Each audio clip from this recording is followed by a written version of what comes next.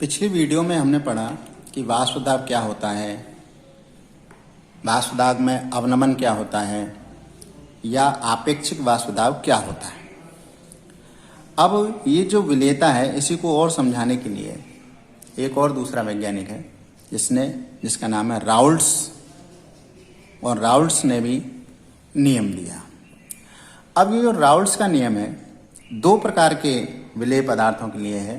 एक तो विलेयशील पदार्थ अवाष्पशील हो, नॉन वोलेटाइल हो, और एक दूसरा वोलेटाइल हो यानी वाष्पशील हो वह विलेय पदार्थ। तो उस परिस्थिति में राउल्ट का नियम क्या कहता है? अब राउल्ट का नियम कहता है कि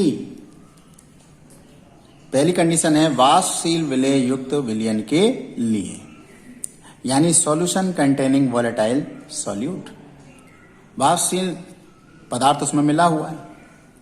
राउल्ट कहता है कि निश्चित ताप पर विलयन में उपस्थित वाष्पशील अवयव का आंशिक वाष्प दाब, आंशिक यानी थोड़ा वाष्प दाब, आंशिक वाष्प दाब उस अवयव के शुद्ध अवस्था में वाष्प दाब और मोल भिन्न के गुणनफल के बराबर होता है।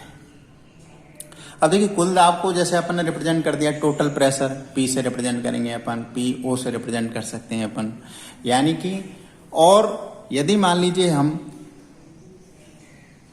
जो आंशिक वाष्प दाब है उसको अपन P1, P2, P3 and so on से रिप्रेजेंट कर सकते हैं, और यदि कोई हमने विलायक लिया है तो हम उसको PO भी लिख सकते हैं। तो कहने का मतलब क्या हो गया कि ये कह रहा है कि निश्चित ताप पर विलयन में उपस्थित वाष्पशील अवयव का आंशिक वाष्प दाब, ठीक है ना, आंशिक वाष्प दाब उस अवयव के शुद्ध अवस्था में वाष्प दाब यानी ओरिजिनल कंडीशन में और मोल भिन्न के गुणनफल के बराबर होता है। तो ये क्या हो गया, आंशिक वाष्प दाब P से रिप्रेजेंट कर रहे हैं अपन इसको, P equal to P nought X, यानी शुद्ध अवस्था में उसका वाष्प दाब और मोल भिन्न के गुणनफल के बराबर होता है। अब हमने कोई भी विलयन लिया और मान लिया कि उसमें दो विलेय पदार्थ मिले हुए, ठीक है, और वे क्या हैं, A और B हैं। तो माना विलयन में वाष्पशील घटक A और B हैं, इनके आंशिक वाष्प दाब क्रम से हमने मान लिए PA और PB, शुद्ध अवस्था में वाष्प दाब मान लिया PA नॉट PB नॉट, तथा मोल भिन्न क्या मान ली XA और XB।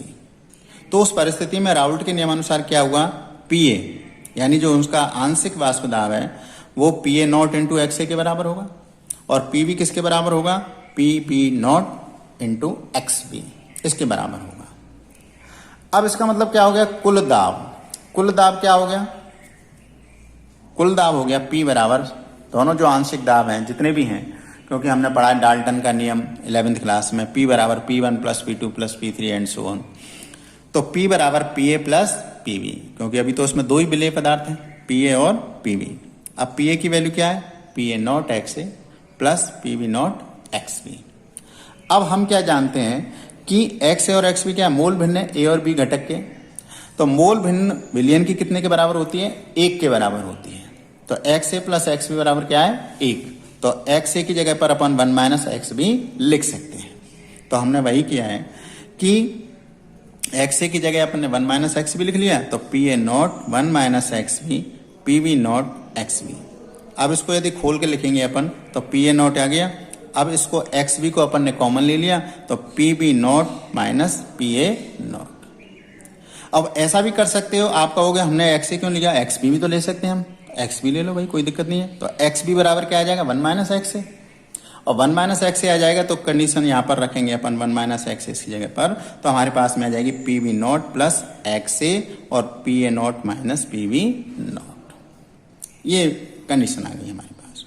अब हमने क्या पढ़ा है, हमने पढ़ा है कि शुद्ध अवस्था में जो वाष्प दाब होगा उसका मान कैसा रहेगा, किसी निश्चित ताप पर निश्चित ही होगा, कांस्टेंट ही होगा।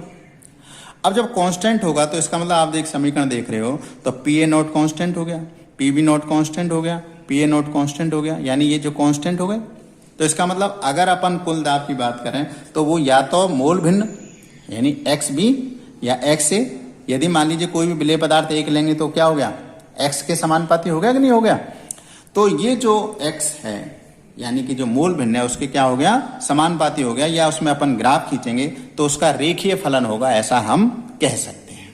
तो अपन इसको कैसे लिख सकते हैं, क्योंकि निश्चित ताप पर PA0 और PV0 के मान निश्चित होंगे, अतः विलयन का कुल दाब P, जो कुल दाब P है, घटक के मोल भिन्न है XA या XB का रेखीय फलन होगा। तो इस प्रकार से हम ये बात कह सकते हैं। अब इसको हम ग्राफ के द्वारा कैसे बता सकते हैं। एक हमने ग्राफ खींचा है, एक ग्राफ है जहां पर हम ले रहे हैं मोल भिन्न, पिछले हेनरी के नियम में भी खींचा था अपन ने मोल भिन्न, और यहां पर ले लिया अपन ने वाष्प दाब। अब हमने लिया है XA की वैल्यू 1 है, और जब XA की वैल्यू 1 होगी तो XB का मान क्या होगा, 0, और XB की वैल्यू 1 है तो XA का मान होगा 0। ठीक है, तो अगर मान लीजिए हम XB की वैल्यू 0 रखते हैं, तो देखो XB की वैल्यू 0 रखें यहां पर, तो क्या हो जाएगा, ये 0 हो जाएगा। ठीक है, और ये जो कुल दाब है वो किसके बराबर होगा, PA0 के बराबर होगा। और यदि XA की वैल्यू 0 रखेंगे तो किसके बराबर होगा, PV0 के बराबर होगा। तो इस प्रकार से यहाँ पर एक ग्राफ आता है, ये यहाँ तक यदि XB की वैल्यू 0 है तो किसके बराबर है, PA0। ठीक है, XB का मान अपन ने कहाँ रखा है, 0 रख दिया, तो PA0 के बराबर हो जाएगा PA, तो ये PA0। और यदि XB की वैल्यू 0 रखिए तो PA0, और XA की वैल्यू 0 रखिए तो PV0। तो XB कहाँ गया अपने पास में, XB हो गया 0, तो XB 0 हो जाएगा तो PA0, और XA की वैल्यू 0 हो गई तो PV0 के बराबर वह होगा। तो इस प्रकार से ये एक हमको ग्राफ प्राप्त होता है।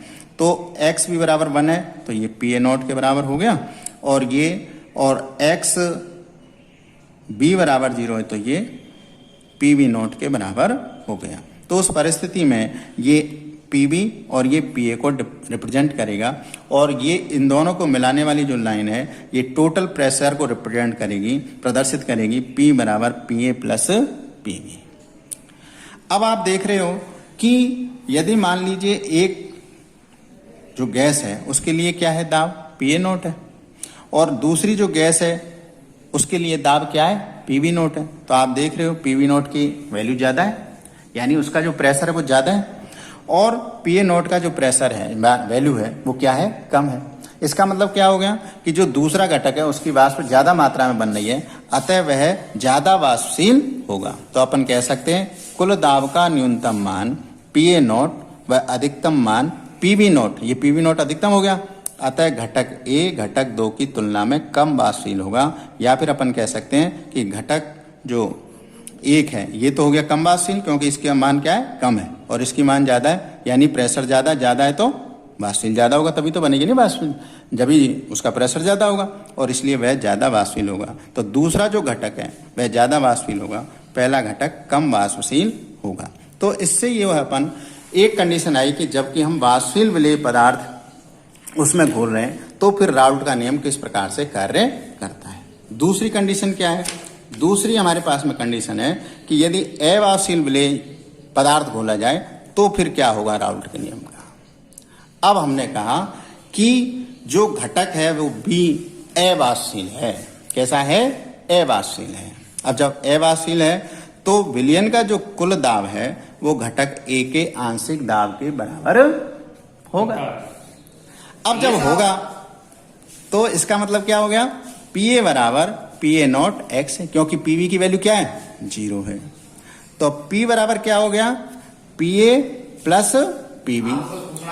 अब इक्वल टू PV की वैल्यू तो 0 हो गई, अब PV की वैल्यू 0 हो गई तो अपन ने क्या लिख दिया कि PA0 X है, और हमने क्या पढ़ा अभी, XA प्लस XC बराबर 1, यानी जो विलयन की मोल भिन्न है वो 1 के बराबर हो गई। तो हमने लिखा PA0 बराबर 1 माइनस XB। अगर अपन इसको खोलें तो क्या हो जाएगा, PA0 XB बराबर PA0 माइनस P। इस P को इधर ले आइए और PA0 और XB को इधर ले जाओ, तो क्या हो जाएगा, PA0 XB बराबर PA0 माइनस P। तो XB बराबर क्या हो गया, PA0 minus P upon PA0। तो आप देखो, आप PA0 क्या है, ए का जो शुद्ध अवस्था में दाब है वो है, पी क्या है, कुल दाब है। तो वही तो कह रहे थे अपन, कुल दाब का मतलब सॉल्यूशन का दाब, PO minus PS upon PO, यही तो बात हो गई, PO minus PS upon PO, यही तो कहलाता है वाष्प दाब का आपेक्षिक अवनमन, वाष्प दाब का आपेक्षिक अवनमन। और ये क्या है, एक्स बी मोल भिन्न है, किसकी मोल भिन्न है, विलेय की, क्योंकि एक्स बी है ना, और एक्स बी हो चाहे यहां पर एक्स ले अपन, दोनों ही क्या है, विलेय की मूल भिन्न है। तो विलेय की मूल भिन्न के बराबर होगा वाष्प दाब में आपेक्षिक अवनमन। तो यही बात अपन ने लिखी है कि निश्चित ताप पर अवाष्पशील विलेय युक्त विलयन के लिए वाष्प दाब में आपेक्षिक अवनमन विलेय की मोल भिन्न के बराबर होता है। अब विलेय की मोल भिन्न के बराबर होता है तो अपन इसको कैसे लिख सकते हैं फॉर्मूले को, PO minus P upon P A not, P A not minus P upon P A not, ठीक है, बराबर। अब एक्स बी को कैसे लिखेंगे, उसके मोलों की संख्या बटे कुल मोलों की संख्या। तो उसके मोलों की संख्या क्या हो गई, N2 upon N1 plus N2, ठीक है। अब हम ये मान लेते हैं कि जो N1 और N2 है, ठीक है ना, तो इसमें N1 और N2 मुख्य रूप से किस पर डिपेंड करेगा, N1 की वैल्यू पर डिपेंड करेगा। इसलिए हमने इसको क्या लिख दिया कि बराबर N2 बटे N1। N2 क्या है, विलेय के मोलों की संख्या, N1 क्या है, विलायक के मोलों की संख्या। तो मोलों की संख्या कैसे निकालते हैं, भार बटे अणुभार। तो भार क्या हो गया, W2 बटे M2, ये अणुभार हो गया, इनटू M1 ऊपर पहुंच जाएगा, M1 बटे W1। तो P A not minus P upon P A not बराबर W2 upon M2 into M1 upon W1। तो ये जो है मुख्य रूप से हमारा ये जो है बात आई कि जो वाष्प दाब का आपेक्षिक अवनमन है वो विलेय की मोल भिन्न के बराबर होता है। यदि हम अवाष्पशील विलेय युक्त कोई भी पदार्थ अगर अपन घोलते हैं विलायक में, तो ये राउल्ट का नियम इस प्रकार से हम इसको लिख सकते हैं। और वैसे जो राउल्ट का नियम है वह अपन ने पढ़ ही लिया है कि जो राउल्ट का नियम है वो क्या हो गया कि निश्चित ताप पर विलयन में उपस्थित वाष्पशील अवयव का आंशिक वाष्प दाब उस अवयव के शुद्ध अवस्था में वाष्प दाब और मोल भिन्न के गुणनफल के समानुपाती या बराबर होता है। तो इस प्रकार से ये राउल्ट का नियम है, ये भी कई बार पूछा जाता है, तो इसको भी हम याद में कर सकते हैं। इसके बाद में हम अगली वीडियो में आगे का पार्ट पढ़ेंगे कि आइडियल सॉल्यूशन क्या होता है, आदर्श विलयन क्या होता है, उसके बारे में बात करेंगे।